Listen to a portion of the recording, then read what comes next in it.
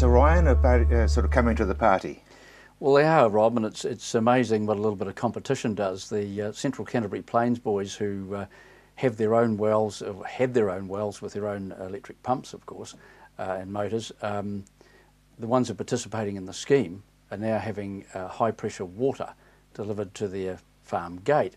And so there's a bit of competition going on about who's going to use power or not use power. And so, as I understand it, their capacity charges have been halved, so that they're encouraged to turn their electric system on. So for the rest of us poor people outside the Central Canterbury Plains, we're going to continue to pay the full capacity charges based on the size of our electric motors. So it's nice of you to subsidise the Central Plains side, isn't it? Absolutely. I just hope they don't turn around and look to recoup some of the charges they've given away up there with the rest of us. So yes, what's good for the goose should be good for the gander. Yeah, But it won't happen. No. Nice idea. Exactly. And of course it's spring, so therefore AMP shows? Yes, Rob. Well, the Ellesmere show at Leaston kicks off on the 17th of October, and it's one of the first and one of the biggest one-day shows, as a lot of Christchurch people know. It's always great with the blossom and the first to get out there with the fresh grass, the mown grass, and smell it. And this year the theme is soil, water and light, so that's very agricultural. So yeah, I hope you get enough water to talk about out there. Yes, well, it'll be okay up until the 17th. It gets a bit dry out there at the showgrounds. It's not the greatest of soil, but there'll be something for everybody, and of course the wearable arts will reflect the theme of the show as well. Ryegrass. Yes, October basically is ryegrass month. There's all sorts of things that need to happen. Some of that final grazing needs to be done, and the essence is to have a very even stand, so either grazed hard and then shut up, or mowed for silage if it's an annual, and you don't mow too low. Get that done. There's also the weed spraying, there's the nitrogen, there's the heavy rolling, and monitoring for the application of plant growth regulators. So October really is ryegrass month. And of course it's the same month that everything starts to happen. Well, it does, and I would encourage farmers to get out there and to monitor their crops weekly, if not twice weekly at the moment, because things are changing so quickly, and to stay in tune with the season. And just hearing a few things about water and irrigation, it's all going to get a bit scary quite quickly, and we'll need some. We've had the dry southerlies, we're having the hot, dry nor'westers. All of a sudden we go from plenty of moisture, plenty of growth, to too dry. So don't get caught.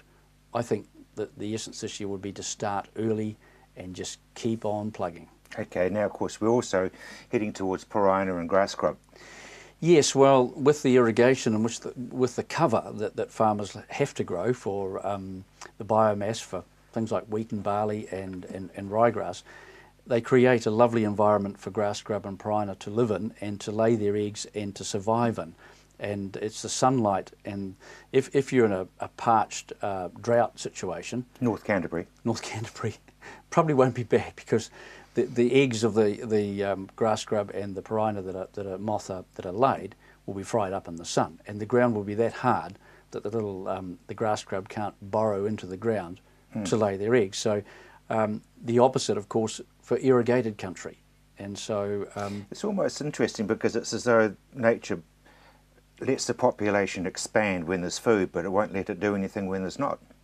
Yes, of course, and then you throw on top of that the cunning old 2-year life cycle grass scrub. Well, he's adapted to survive over 2 different seasons, so he's a little more adaptable, but luckily there's not too many of them about.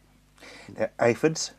Yes, aphids are due to be back, and when I say due to be back, it seems to be that it's a seasonal thing.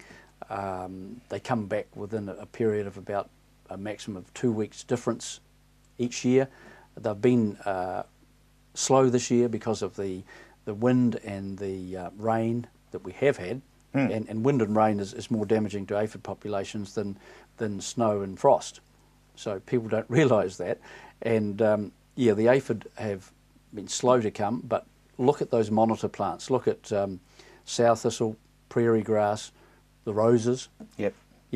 they're the monitor ones to look at first. And of course there's a lot of overwintered eggs on some crops that you can do something about before the actual eggs hatch. You can actually put some chemical on and some oil on and various things to stop those eggs from hatching.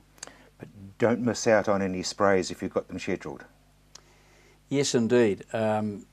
Look at things that need doing and get on with them. Don't muck around. The winds are blowing. Not every day is a spray day. And I know some spray contractors in the past who have been bugged by bad weather.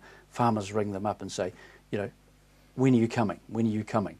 And one clever spray contractor I know said, I'll be there in 14 spray days. That's very clever, because literally, I mean, a nor'wester, you're just going to lose a lot. Yes, well, you can start at daylight or you can spray in dark, but usually sort of mid-morning the winds get up in Canterbury and you're shot. So, yeah, think about not how many days to that job, how many spray days. How many spray days and spray yes, mornings. Yes, they thank are you very much indeed.